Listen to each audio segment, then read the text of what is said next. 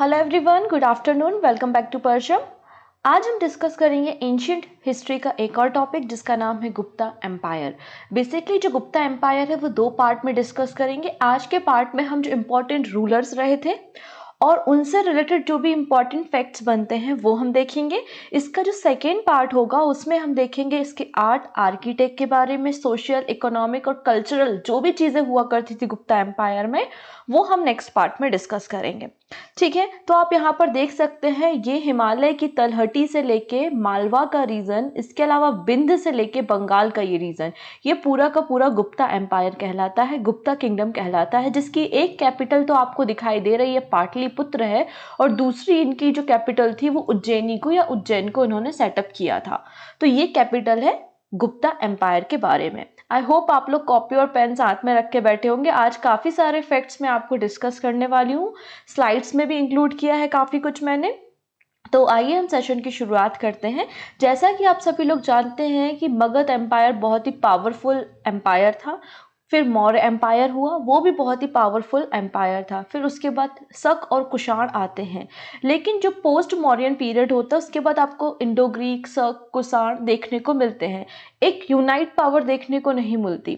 तो जैसे कि कोई किंग होता है, कोई किंग के नीचे जो है वो काफ़ी सारे जो है वो सामंत काम करते हैं। जैसे कि एक टेरिटरी है, किसी सामंत को दे दी है कि आप वहाँ पर टैक्स लेंगे, उसको देखेंगे एटसेट्रा। तो ये गुप्ता जो है ये कुषाणों के सामंत या कुषाणों के अंडर काम किया करते थे, ऐसी इंफॉर्मेशन हमको मिलती है। और ये जो गुप्ताज है ये वैश्य जाति के थे, ऐसी इंफॉर्मेशन हमको मिलती है। अब गुप्ता एम्पायर को हम गोल्डन एज ऑफ इंडिया के नाम से भी जानते हैं। क्यों? क्योंकि इस समय जो रिसर्च डेवलपमेंट का काम in science, engineering and technology, art, literature, mathematics, astronomy के क्षेत्र में जो विस्तार आपको देखने को मिलता है, इसका जो वाइड स्प्रेड रिसर्च आपको देखने को मिलती है वो गुप्ता एम्पायर में देखने को मिलती है, इसलिए इसको हम गोल्डन एज ऑफ इंडिया के नाम से जानते हैं। ठीक है, सबसे पहले तो आपके दिमाग में ये क्वेश्चन बनना चाहिए कि हमारे पास सोर्सेज क्या क्या है जहां से हमको गुप्ता एम्पायर के बारे में इंफॉर्मेशन मिली। ठीक है, तो सबसे पहले तो होते हैं सबसे एंशियंट हमारे पुराण। तो पुराणों से भी हमको गुप्ता एम्पायर के बारे में इंफॉर्मेशन मिलती है। आपको मैंने सिखाया कि हमारे पास 18 पुराण थे, जिनमें से वायु पुराण और मत्स्य पुराण से गुप्ता पीरियड के बारे में देखने को मिलेगा। इसके अलावा एक यहाँ पर विशाख दत्त का नाम देखने को मिलता है। विशाख दत्त ने दो इंपॉर्टेंट बुक्स लिखी थी, एक तो मुद्रा राक्षस थी और एक है देवी चंद्रगुप्तम। तो देवी चंद्रगुप्तम से हमको गुप्ता पीरियड के बारे में इंफॉर्मेशन मिलती है। साथ ही साथ आप लोगों ने कालिदास का नाम सुना होगा, उन्होंने ऋतु संहार, कुमार संभव, मालविका अग्निमित्रम, अभिज्ञान शकुंतलम जैसे कई सारी बुक्स जो हैं वो लिखी हैं। तो कालिदास की जो लिटरेचर है, उनकी जो रचना है, उससे हमको गुप्ता पीरियड के बारे में इंफॉर्मेशन मिलती है।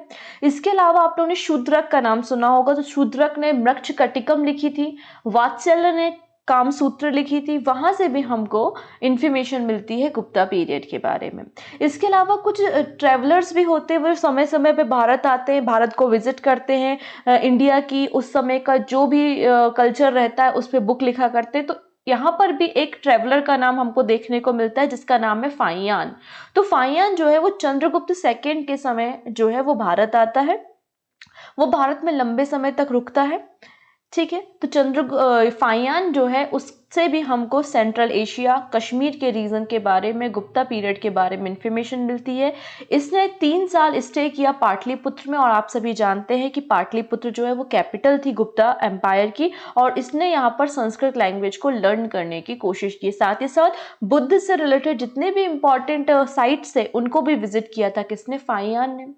इसके अलावा आप लोगों ने देखा होगा हेनस्यांग का नाम। तो हेनस्यांग जो है बेसिकली हर्षवर्धन के समय भारत आते हैं, लेकिन हेनस्यांग ने भी कहा है कि जो नालंदा यूनिवर्सिटी थी उसको सेटअप करने का काम कुमार गुप्त ने किया था।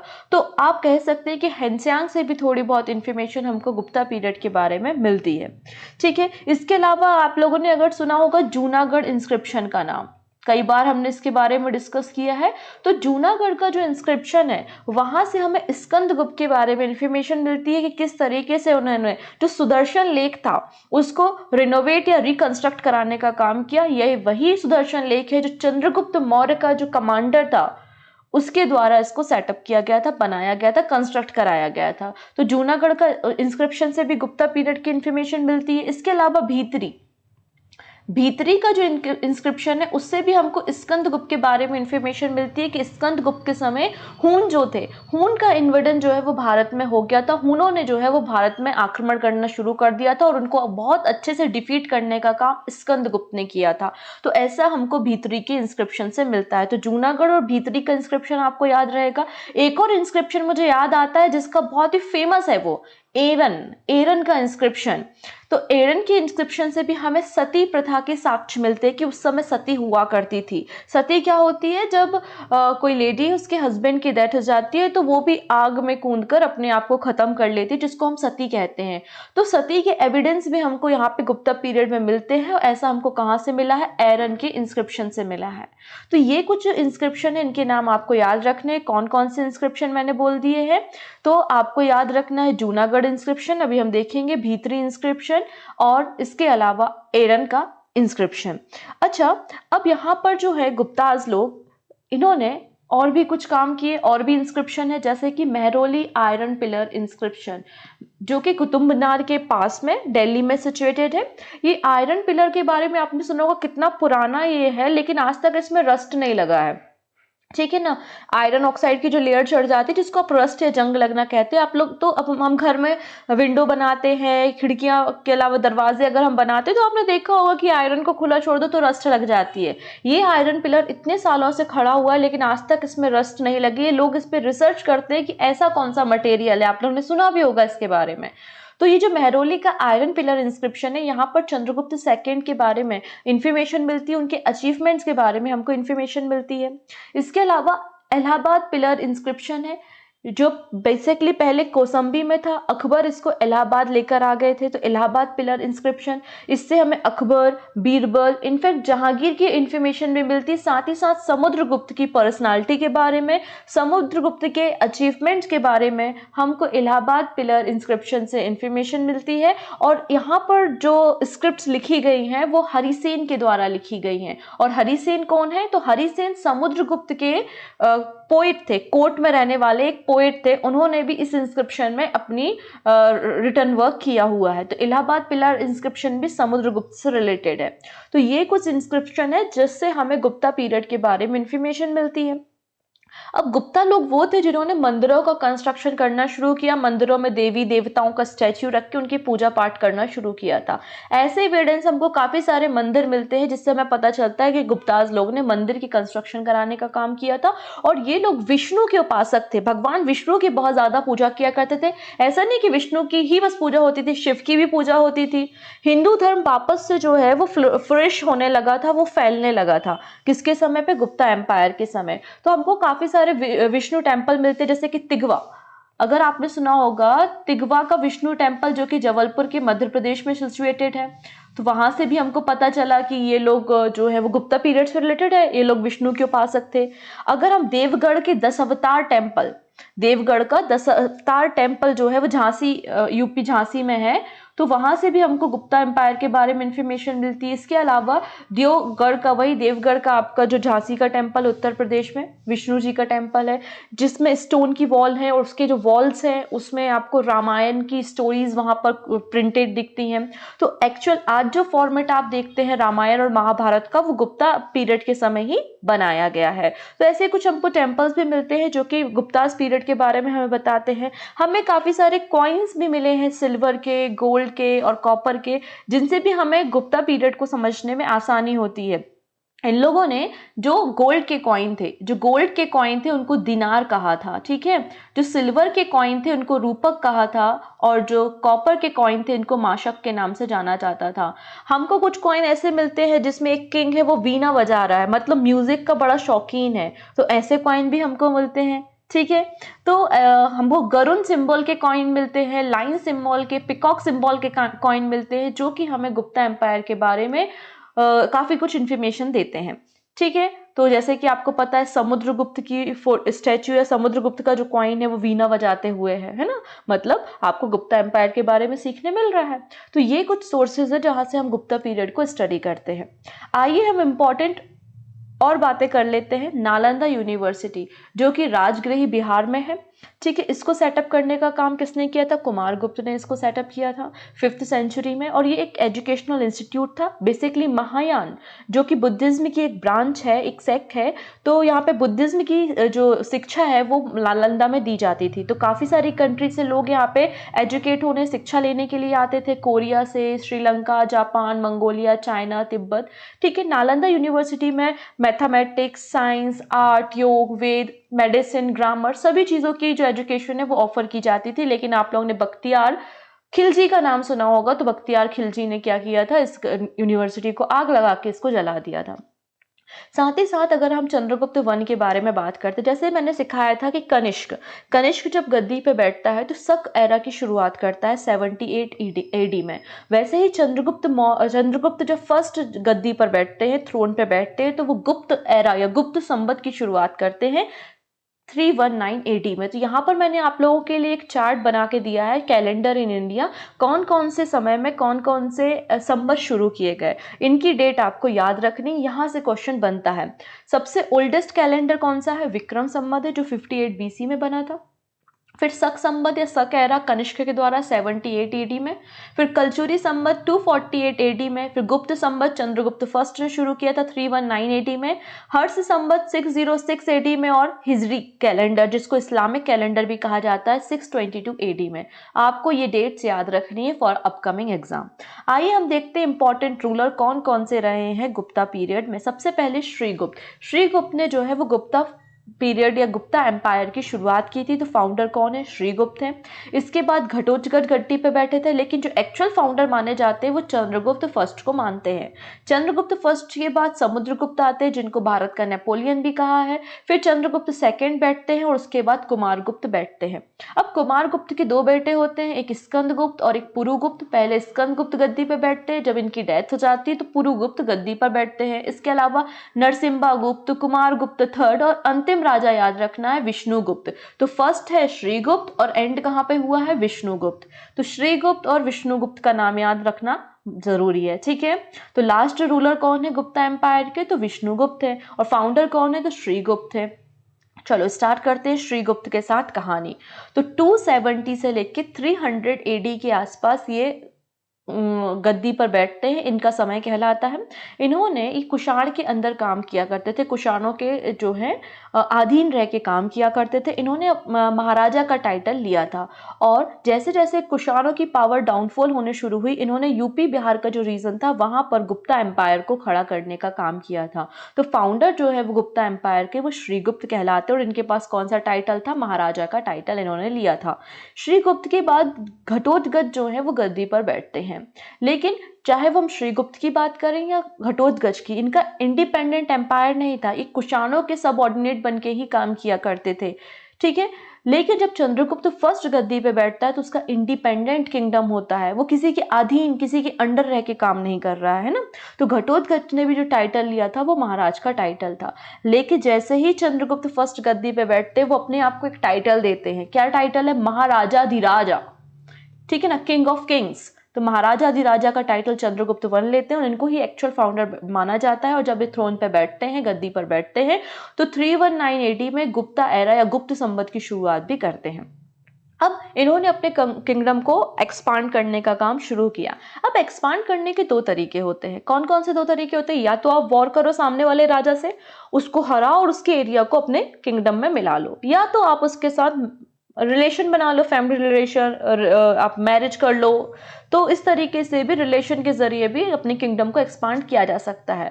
तो चंद्रगुप्त फर्स्ट ने जो लिच्छवी प्रिंसेस थी कुमार देवी, उनके साथ शादी की थी, उनके साथ मैरिज की थी। लिच्छवी बेसिकली वैशाली और नेपाल के रीजन में रूल किया करते थे। और जब चंद्रगुप्त फर्स्ट ने लिच्छवी प्रिंसेस कुमार देवी के साथ शादी की तो इनको वैशाली का रीजन भी जो है वो मिल गया था। इस तरीके से इनका किंगडम एक्सपांड हुआ। कुछ हमको कॉइन्स भी मिलते हैं जहां पे कुमार देवी और चंद्रगुप्त का कॉइन्स भी हमको देखने को मिलते हैं। आप यहाँ पर देखेंगे ये लिच्छवी का रीजन है यहाँ पर। ठीक है, ये गुप्ताज है यहाँ पर इतनी जगह में पहले, फिर धीरे धीरे आप देखेंगे किस तरीके से एक्सपांड होंगे। तो लिच्छवी में कुमार देवी के साथ इन्होंने शादी करी थी और अपने किंगडम को एक्सपांड करना शुरू किया था। क्लियर हो गई इतनी चीजें। चलिए, फिर इन्होंने अपने बेटे को राजपाट संभाला कि बेटा अब तुम देखो और हम तो संन्यास ले लेते हैं, तो संन्यास लेके चले गए। तो चंद्रगुप्त फर्स्ट के बाद जो है वो उनके बेटे समुद्रगुप्त गद्दी पर बैठते हैं। समुद्रगुप्त का जो समय है वो 335 एडी से 380 एडी के पास माना जाता है। अब जो भारत था, भारत में जो गुप्ता एम्पायर है उसके एक्सपांशन का जो क्रेडिट है हम समुद्रगुप्त को भी देंगे, क्योंकि इन्होंने 12 नॉर्थ इंडिया के किंगडम और 12 साउथ इंडिया के किंगडम पे कब्जा कर लिया था। इन सारे राजाओं को हरा के गुप्ता एम्पायर में मिला लिया था। तो ये कभी हारते नहीं थे, हर एक विजय इन्होंने मतलब हर एक वॉर को जीता है, इसलिए इनको स्मिथ के द्वारा इंडियन नेपोलियन कहा है। तो भारत का नेपोलियन जो है वो समुद्रगुप्त को कहा जाता है। समुद्रगुप्त के जो भी अचीवमेंट है वो इलाहाबाद पिलर इंस्क्रिप्शन में ऑलरेडी मेंशन्ड है। जब इन्होंने साउथ इंडिया का कैंपेन किया था तो वीरसेन इनके कमांडर इन चीफ थे समुद्रगुप्त के। साथ ही साथ हरिसेन जो है इनके कोर्ट के पोएट थे, जिन्होंने इनकी विक्ट्री पे इंस्क्रिप्शंस में लिखा है। क्लियर है। अब ये जो समुद्रगुप्त थे इन्होंने एक और टाइटल लिया था जिसका नाम है परम भागवत। तो परम भागवत का टाइटल जो है वो समुद्रगुप्त ने लिया था। समुद्रगुप्त जो है ये संगीत के बड़े ही शौकीन थे, है ना, संगीत उनको बहुत पसंद था। तो ये वीणा वगैरह भी बजाया करते थे। तो कुछ कॉइन हमको मिलते हैं जिसमें वो वीणा बजाते हुए दिखाए गए हैं। वो पोएट भी थे, इसलिए इन्होंने कविराज का टाइटल भी लिया था। तो कविराज का टाइटल भी किसके पास था? समुद्रगुप्त के पास था। ठीक है। इसके अलावा अगर हम बात करते हैं एरन के बारे में, तो एरन से भी हमें सती प्रथा के साक्ष्य मिलते हैं, जो कि समुद्रगुप्त के इंफॉर्मेशन भी हमको उन एरन के इंस्क्रिप्शन से देखने को मिलती है। एरन का इंस्क्रिप्शन कहाँ है? तो सागर में है। सागर कहाँ है? मध्य प्रदेश में एरन का इंस्क्रिप्शन आपको देखने को मिलेगा। अब समुद्रगुप्त ने कई तरीके के कॉइन को इशू किया, जैसे कि गरुण। आपको पता है गुप्ता एम्पायर का या गुप्ता किंगडम का जो सिंबल था वो गरुण था, है ना। तो गरुण के कॉइन भी इन्होंने जारी किए थे, जिसमें गरुण का स्टैच्यू था, वो कॉइन भी इन्होंने जारी किया था। इन्होंने अश्वमेध यज्ञ करवाए थे, तो इन्होंने अश्वमेध कॉइन्स भी जारी किए थे। इनफैक्ट इसके अलावा वीणा बजाते हुए कॉइन तो था ही, और एक धनुष बाण के साथ एक पर्सन है जो धनुष बाण चला रहा है आर्चरी से रिलेटेड, वो कॉइन भी इनके समय इशू किया गया था। ये बात भी हमको देखने को मिलती है। He minted gold coin with his own image and Lakshmi image, Garuda, Ashvamedha yajna और प्लेइंग वीणा। तो इतनी सारी चीजों के साथ इन्होंने कॉइन को प्रिंट किया। एक व्यक्ति है जिनका नाम है वसुबंधु, जो कि एक बुद्धिस्ट मॉन्क थे, और उनको भी, उन स्कॉलर को भी संरक्षण देने का काम, प्रोटेक्शन देने का काम जो है वो समुद्रगुप्त के द्वारा किया गया था। ठीक है। एरन इंक्रिप्शन के बारे में ऑलरेडी हमने डिस्कस कर लिया है।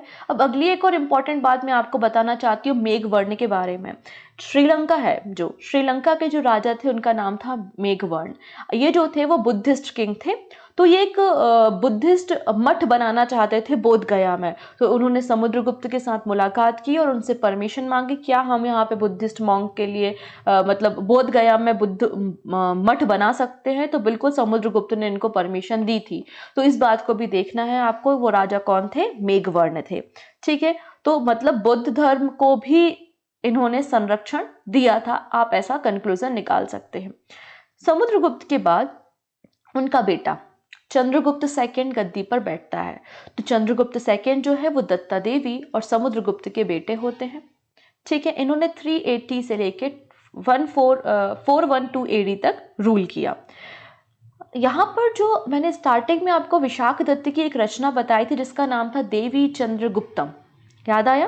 तो देवी चंद्रगुप्तम से हमको इन्फॉर्मेशन मिलती है कि समुद्रगुप्त के बाद एक और उनका बेटा था रामगुप्त। तो रामगुप्त को मारकर चंद्रगुप्त सेकंड जो है गद्दी पर बैठे थे। ऐसी इन्फॉर्मेशन हमको कहाँ से मिलती है? विशाख दत्त की देवी चंद्रगुप्तम से हमको देखने को मिलती है। साथ ही साथ चंद्रगुप्त सेकंड के जो भी अचीवमेंट है वो मेहरौली के आयरन पिलर इंस्क्रिप्शन में ऑलरेडी है। साथ ही साथ उदयगिरी की जो केव्स हैं, उदयगिरी की केव में भी चंद्रगुप्त सेकंड की विजय, उनकी विक्ट्री के बारे में दिखाया गया है। तो उदयगिरी की केव भी रिलेटेड है चंद्रगुप्त सेकंड के साथ, और आयरन पिलर जो है मेहरौली का वो भी चंद्रगुप्त सेकंड के साथ है। इन्होंने भी क्या किया? चंद्रगुप्त फर्स्ट की तरह मैरिज रिलेशन बनाना शुरू किए। तो इन्होंने नाग प्रिंसेस कुबेर नागा के साथ शादी की थी। तो कुबेर नागा के साथ शादी किसने की थी? चंद्रगुप्त सेकंड ने। साथ ही साथ चंद्रगुप्त सेकंड की जो बेटी थी, इनकी जो डॉटर थी प्रभावती, तो प्रभावती की शादी उन्होंने रुद्रदेव फर्स्ट से करा दी, और रुद्रदेव जो फर्स्ट थे वो बाकाटक डायनेस्टी से बिलोंग करते थे। मतलब इस तरीके से आपने मैरिज रिलेशन बनाए नाग डायनेस्टी के साथ, बाकाटक डायनेस्टी के साथ, जिससे आप आसानी से अपने एरिया को एक्सपांड कर सकें और दुश्मन आपके रहे ना, रिश्तेदारी में दुश्मन बदल जाए, समझ रहे हो ना। इस तरीके से इन्होंने काम करना शुरू किया। वही अकॉर्डिंग टू द देवी चंद्रगुप्तम, जो कि मैंने बताया है कि रामगुप्त थे, रामगुप्त का जो पीरियड था वो बहुत छोटा था और उनको हटाकर चंद्रगुप्त सेकंड ने गद्दी पर बैठते हैं। ठीक है, चलिए आगे अगर हम बात करते हैं, इन्होंने क्या किया था, जो शक थे, क्योंकि आपको पता है ना पोस्ट मौर्यन पीरियड में शक और कुषाण थे, तो अंतिम जो शक रूलर था उसको हराकर शक एम्पायर को खत्म करने का काम भी किसने किया था? चंद्रगुप्त सेकंड ने किया था। ऐसा करने के बाद इन्होंने विक्रमादित्य का टाइटल लिया था, तो इनको चंद्रगुप्त सेकंड विक्रमादित्य के नाम से भी जानते हैं। इनके पास एक और टाइटल था जिसका नाम था सकारी। सकारी मतलब डिस्ट्रॉयर ऑफ शक, क्योंकि इन्होंने शक को डिस्ट्रॉय कर लिया था इसलिए इनको सकारी का टाइटल भी था। तो दो टाइटल इनके याद रखेंगे, एक तो विक्रमादित्य का टाइटल है और एक सकारी का टाइटल है। इसके अलावा कुछ और टाइटल है, इनको देवगुप्त के नाम से भी कई बार इनको कहीं कहीं इनका नाम देवगुप्त भी मिलता है। इसके अलावा देवराज, देवराज भी इनका नाम देखने को मिलता है। ठीक है, किसका? चंद्रगुप्त सेकंड का। इतनी चीजें हमको क्लियर हो गई। अब चंद्रगुप्त सेकंड ने अपनी एक कैपिटल, ऑब्वियसली पाटलिपुत्र थी, दूसरी कैपिटल इन्होंने उज्जैन को बनाया था, और उज्जैन का जो कैपिटल थी, उज्जैन का जो कोर्ट था, वहां पर इनके 9 स्कॉलर या जेम्स रहा करते थे। उनके बारे में भी देख लेते हैं हम जरा। Ujjain was an important commercial city and was an alternative capital of the Guptas. जैसे कि हमने कहा, गुप्ता एम्पायर में इनके द्वारा काफी सारे गोल्ड कॉइन को जारी किया गया था। ठीक है, जबकि फाइयान जो था चाइनीज ट्रेवलर, वो भी चंद्रगुप्त सेकंड के समय भारत आया हुआ था। ठीक है, पहले गुप्ता किंग है जिन्होंने सिल्वर कॉइन को इशू करने का काम किया था। इतनी चीजें हमको पता चल गई। अब Gupta ruler, first Gupta ruler है जिन्होंने सिल्वर कॉइन को इशू करने का काम किया है। इनका जो उज्जैन में कोर्ट था, वहां पर 9 फेमस स्कॉलर रहा करते थे जिनको नवरत्ना कहते हैं। जैसे कि अकबर के दरबार में नवरत्न थे, वैसे इनके दरबार में भी, चंद्रगुप्त सेकंड के दरबार में भी नवरत्न या 9 जेम्स रहा करते थे। कौन कौन से, एक बार नाम भर देख लेते हैं अपन इनके। ठीक है ना, जैसे पूछा गया कि इनमें से कौन चंद्रगुप्त सेकंड के दरबार में था या इनमें से कौन नहीं था, तो एटलीस्ट एक आंसर आपको पता होगा। सबसे पहले कालिदास। तो कालिदास इनके दरबार में रहा करते थे। दरबार में रह के इन्होंने संस्कृत लैंग्वेज में काफ़ी सारी बुक्स लिखी हैं, जिसमें अभिज्ञान शकुंतलम बहुत ही फेमस नाटक है, आपको पता है, मालवी का अग्निमित्रम बहुत अच्छा स्टोरी है, वो सब इन्होंने लिखा। अगली है अमर सिन्हा। तो अमर सिंह जो है, इन्होंने अमर कोश इन वोकेबुलरी ऑफ संस्कृत रूट, तो संस्कृत के कई सारे सिनोनिम्स पे इन्होंने एक जो है अमर कोश लिखा है। किसने? अमर सिंह ने। अमर सिंह के बाद आते हैं बारामीर। तो बारामीर जो है, इन्होंने एस्ट्रोलॉजी के सेक्टर पे काम किया है। इन्होंने जो बुक लिखी है वो एस्ट्रोलॉजी के लिए लिखी है, जिनमें एक बुक है बृहद जातक। फिर धनवंतरी, आपको पता है इनको फादर ऑफ आयुर्वेदा कहा जाता है, तो धनवंतरी जो है वो इनके कोर्ट में ही रहा करते थे। ठीक है, इसके अलावा आप और भी लोगों के नाम देख सकते हैं, जिसमें से एक बहुत इंपॉर्टेंट नाम है बेताल भट्ट। आप लोगों ने वो विक्रम और वेताल की स्टोरी सुनी होगी, कुछ नाटक भी आते थे विक्रम और वेताल के, तो वो वेताल भट्ट यही है जो कि एक मैजिशियन थे, इनके दरबार में रहा करते थे। छपड़क, इसके अलावा शंकु, ये भी कुछ स्कॉलर हैं जो आपको देखने को मिलेंगे। चंद्रगुप्त के बाद अगला जो रूलर गद्दी पर बैठता है वो कुमारगुप्त वन होता है। कुमारगुप्त का समय 413 एडी से 455 एडी के बीच में है। ठीक है, कुमारगुप्त जो है वो कार्तिकेय के उपासक थे। किसकी वर्शिप किया करते थे? कार्तिकेय की। कुमारगुप्त ने ही नालंदा यूनिवर्सिटी को सेटअप करने का काम किया था। इतनी चीजें क्लियर हो गई। चलिए नेक्स्ट है, यहाँ पर सबसे ज़्यादा जो कॉइन और सबसे ज़्यादा इंस्क्रिप्शन कभी आपको देखने को मिलेंगे गुप्ता पीरियड में, तो कुमारगुप्त के समय ही देखने को मिलेंगे। इनके द्वारा भी अश्वमेध यज्ञ कराया गया था। ठीक है, साथ ही साथ कुमारगुप्त के बारे में या फिर जो हूनों के बारे में, क्योंकि हूनों का इन्वेजन शुरू हो गया था, उसको खत्म करने के लिए, हूनों को इन्वेड को खत्म करने के लिए स्कंदगुप्त को भेजा गया था। ऐसी इंफॉर्मेशन हमको भीतरी इंस्क्रिप्शन ऑफ स्कंदगुप्त से हमको देखने को मिलती है। तो ये कुछ बातें भी हमको यहाँ से देखने को मिलती हैं। इसके बाद आते हैं स्कंदगुप्त। स्कंदगुप्त जो है वो लास्ट ग्रेटेस्ट गुप्ता रूलर है। इसके बाद गुप्ता एम्पायर धीरे धीरे कम होता चला गया। ठीक है, इनका जो समय है स्कंदगुप्त का 445 एडी से 467 एडी के बीच का माना जाता है। ठीक है, इनके समय हून का इन्विजन हुआ था, इन्होंने हूनों को बहुत अच्छी तरीके से हराया था और उसके उनको हराने में अपनी आर्मी को तैयार करने में बहुत ज़्यादा खर्चा किया था, जिसके कारण जो गुप्ता एम्पायर है उनकी इकोनॉमी धीरे धीरे धीरे खत्म हो गई थी और गुप्ता एम्पायर धीरे धीरे समाप्ति की कगार पर आने लगा था। इसके अलावा इन्होंने भी महाराजाधिराज का टाइटल लिया था, परम भागवत का टाइटल भी इन्होंने लिया था, परम देवता का टाइटल भी इन्होंने एज्यूम किया था। जूनागढ़ इंस्क्रिप्शन से भी मेंशन मिलता है कि इन्होंने रिस्टोरेशन कराने का काम किया था सुदर्शन लेक का। इतनी बातें हमको यहाँ पर मिल जाती हैं। ठीक है, साथ ही साथ जैसे कि अगर हम बात करते हैं कि समुद्रगुप्त की हमने बात की थी, तो उन्होंने गरुण के कॉइन के सिक्के चलाए थे। कुमार गुप्त ने पिकॉक के जो है कॉइन चलाए थे। वैसे ही इन्होंने लायन और बुल के कॉइन चलाए थे। इसको भी याद रखना है, किसने? स्कंदगुप्त ने। तो भीतरी इंस्क्रिप्शन से इनकी इन्फॉर्मेशन मिल गई है। ठीक है, इन्होंने स्टैच्यू ऑफ गॉड विष्णु की स्टैच्यूज बनवाई थी और लॉइन टाइप के कॉइन्स को चलाए थे, साथ ही साथ बुल टाइप के कॉइन्स को भी चलाने का काम स्कंदगुप्त के द्वारा किया गया था। स्कंदगुप्त के बाद और भी राजा आते हैं, लेकिन मैंने कहा कि जो लास्ट पावरफुल रूलर होते हैं वो स्कंदगुप्त होते हैं। धीरे धीरे धीरे इकोनॉमिक कंडीशन खराब होती जाती है गुप्ता एम्पायर की, और जो लास्ट रूलर होते हैं वो विष्णुगुप्त होते हैं।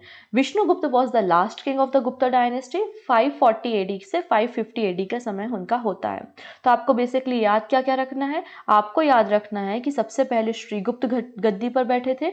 श्रीगुप्त के बाद जो है वो घटोत्कच आते हैं, फिर चंद्रगुप्त फर्स्ट है, समुद्रगुप्त, चंद्रगुप्त सेकेंड और कुमारगुप्त, देन स्कंदगुप्त। बस इतने नाम आपको याद रखने, और लास्ट रूलर जो है वो Vishnugupta, Gupta king known as Maharajadhiraja. Maharajadhiraja के नाम से किस किंग को जाना जाता है? चंद्रगुप्त वन, समुद्रगुप्त, चंद्रगुप्त सेकेंड या कुमारगुप्त। नेक्स्ट क्वेश्चन है, who among the following Gupta king was first to issue silver coin? कौन सा राजा था जिसने पहली बार सिल्वर कॉइन को इशू किया था? चंद्रगुप्त फर्स्ट, समुद्रगुप्त, चंद्रगुप्त सेकेंड या कुमारगुप्त?